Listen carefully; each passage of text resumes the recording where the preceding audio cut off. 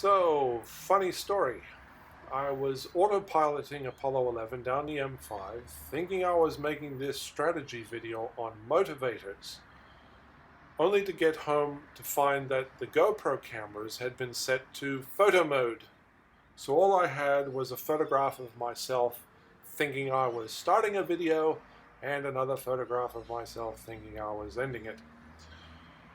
So I found this footage I had lying around, which I took one day while supercharging Apollo 11 at the Tesla Motors showroom in St. Leonard's.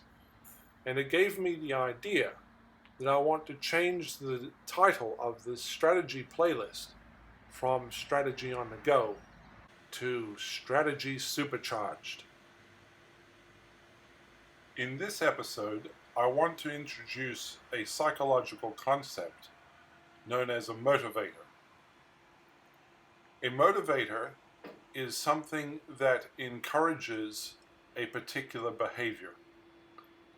There are two kinds of motivators: intrinsic and extrinsic. An intrinsic motivator is basically a feeling. An example could be you feel hungry.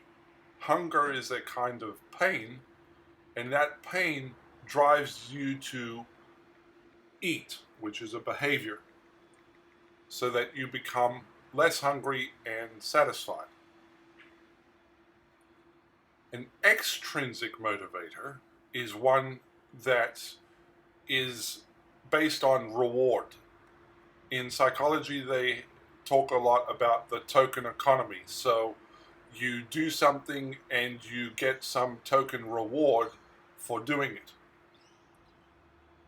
That reinforces the behavior and makes it more likely for the behavior to be repeated again. Numerous studies have shown that intrinsic motivators are much more effective at motivating behavior than extrinsic motivators. With the federal government's recently announced policies to encourage entrepreneurial risk-taking, especially in the areas of science, technology, engineering, and mathematics, so-called STEM, the existing Australian organizations are going to face even more pressure of so-called disruption, not only from overseas competition, but now from homegrown competition.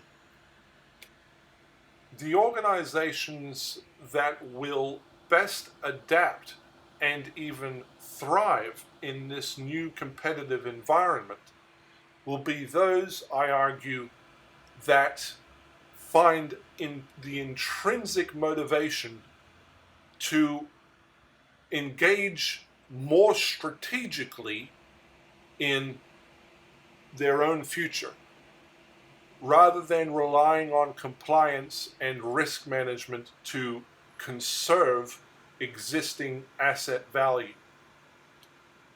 I'll leave that thought with you and just let the rest of this video run.